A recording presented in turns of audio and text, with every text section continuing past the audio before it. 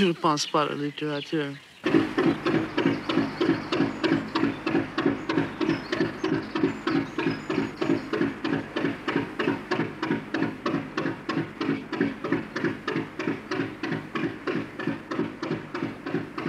Je ne sais pas, j'écris exactement ce que je veux écrire et ça veut dire depuis que j'avais 16 ans, 17 ans, en effet, j'écris la même histoire.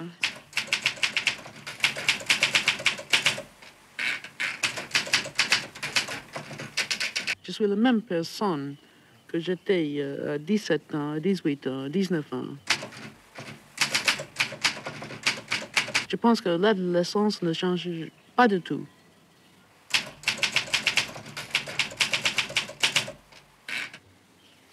8 pages par jour? Non, je suis lente, malheureusement. Pas un livre par an, quand même. Il y a des interruptions et il faut voyager de temps en temps. Très souvent, je connais la moitié du roman et je connais la fin. Mais le reste, je fais le progrès comme j'écris doucement, doucement. C'est pour ça que il me prend 6 mois pour écrire un roman. C'est ici que vous travaillez? Oui. Et je dois taper maintenant c'est le manuscrit de mon dernier roman, La vie d'un chien.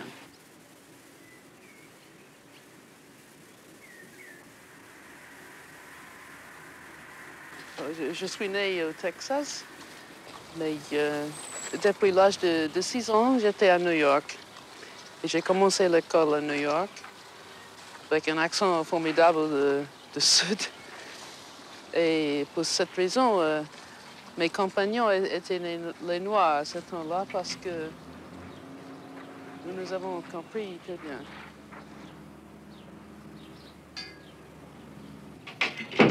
Les personnages de vos livres,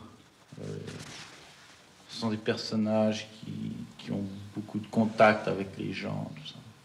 Mais vous vivez seul ici. Et... Oui, surtout peut-être je préfère éviter le bruit. Et aussi, je trouve en principe les gens d'une grande ville sont malhonnêtes et ça me déprime. Les gens de la campagne, ou ici, ou en Angleterre surtout, ils sont plus honnêtes. On peut compter sur les gens de la campagne. Et je ne veux pas être déprimé tout le temps et fauché et sale et comme je suis dans une grande ville. Je ne suis pas la seule personne qui habite toute seule.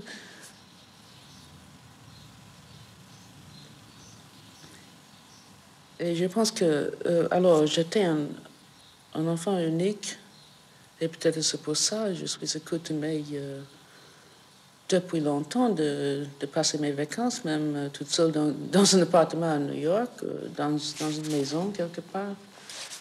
Pourquoi est-ce que ça a été ennuyant? Je ne sais pas pourquoi.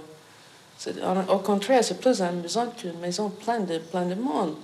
Vous ne trouvez pas qu'une maison pleine de monde, quelquefois, avec des gens qu'on aime bien, c'est bien aussi? Oui, si on les trouve. Si on trouve les gens qu'on aime bien, oui. Mais je pense que, franchement, la famille, pourquoi est-ce qu'il faut aimer la famille? Peut-être on aime les amis beaucoup plus. Et comme Proust a dit, ses amis sont sa famille. Vous avez jamais eu envie de vous marier, de fonder une famille? Non, j'ai pensé de ça quand j'avais 28 ans. Mais je pense qu'en Amérique, une femme, elle est une servante, on dit. Hein? Ma mère et mon beau-père n'étaient pas très contents. Et la maison n'était pas très heureuse, on peut dire. C'est pour ça. Mais en tout cas, heureusement, j'aimais l'école et j'aimais lire. Et ça a commencé comme ça, peut-être. Je peux penser quand je suis seule et les idées arrivent. Quand je suis parmi les autres, très souvent, je me sens tendue, trop tendue. Après ça, je suis fatiguée. Et en tout cas, je ne pense pas quand je suis parmi les autres. C'est intéressant de parler naturellement de n'importe quoi. Et les idées, peut-être elles arrivent plus tard. Mais je me demande souvent pourquoi. Pourquoi être là? J'ai ma vie et j'ai mon imagination. Ce n'est pas l'imagination des autres. C'est à moi. C'est pour mon plaisir que je vis. Mon plaisir. Je n'ai pas peur, mais j'ai autre chose à faire avec mon temps. La vie est limitée. Je ne veux pas passer ma vie en combattant.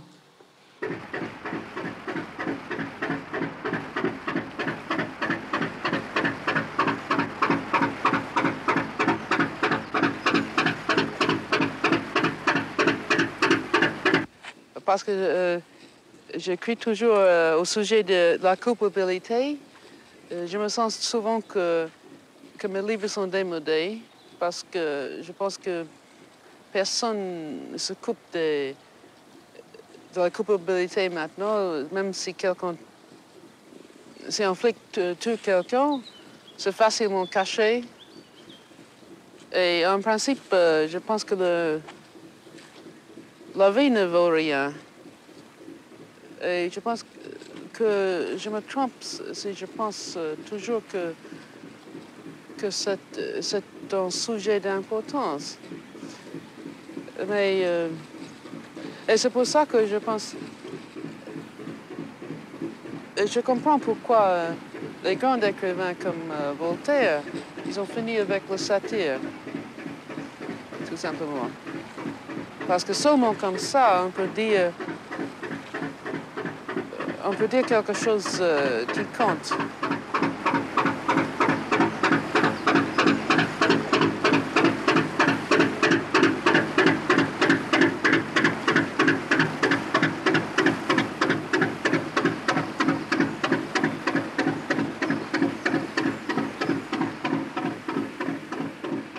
Un des personnages les plus connus que vous ayez créé, c'est Tom Ripley. Est-ce que vous pourriez nous parler un peu de Ripley? Oui, ça a commencé en 1952 à cause de quelqu'un que j'ai vu sur la plage. Il était en train de marcher, même à 6 heures du matin, sur la plage, avec un air troublé, quoi. Complètement tout seul, cet homme-là. Et moi, j'étais dans un hôtel, dans une chambre d'hôtel, très haut, en effet. C'était où? Mais la vérité est ce que j'observe dans la vie. Malheureusement, j'ai fait la connaissance des petits escrocs. Oui, c'est facile d'écrire des jeunes hommes comme ça, comme Tom Ripley. Parce que c'est une blague, plus ou moins. Et franchement, ils gagnent toujours. Les escrocs, franchement, gagnent toujours. C'est difficile à attraper les escrocs. Oui, c'est vrai. D'ailleurs, c'est toujours un criminel qui est sympathique, en fait. Oh, ça, c'est mon effort. Franchement, il n'est pas très sympathique Surtout le meilleur ami. Jamais au film, quand j'écris un livre. Jamais. Mais je veux bien que ces mes romans sont intéressants. Bon, s'ils sont amusants. Mais oui, je suis très contente si on arrive à faire un film intéressant. Les 3 films qui ont déjà été faits d'après vos livres, vous les avez vus? Oui, tous les 3, oui. Qu'est-ce que vous avez pensé de ce qui a été fait?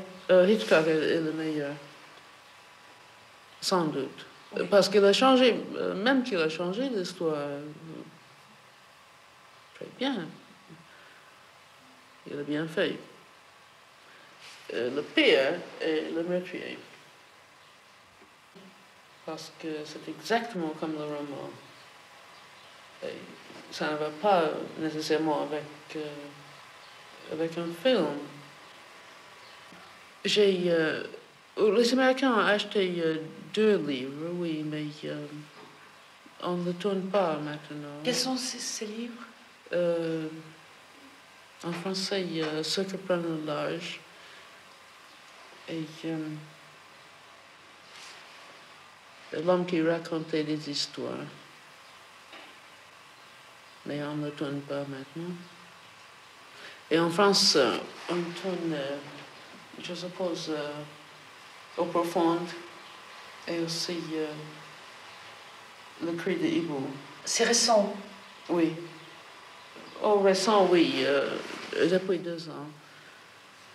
Et quels sont les metteurs en scène de ces... Le cri de hibou, je pense que c'est Robert Enrico.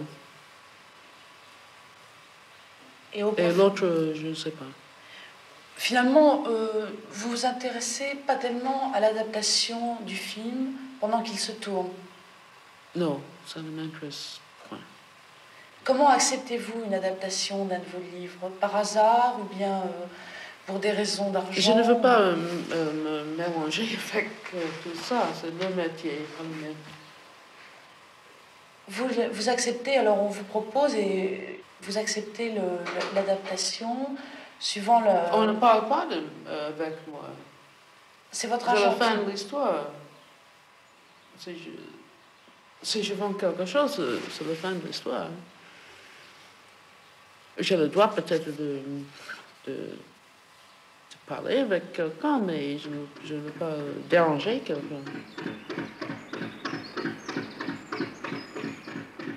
Et le théâtre, vous avez déjà fait des pièces de théâtre? Oh, je n'ai pas doué de ça. Non, je suis absolument impossible pour moi.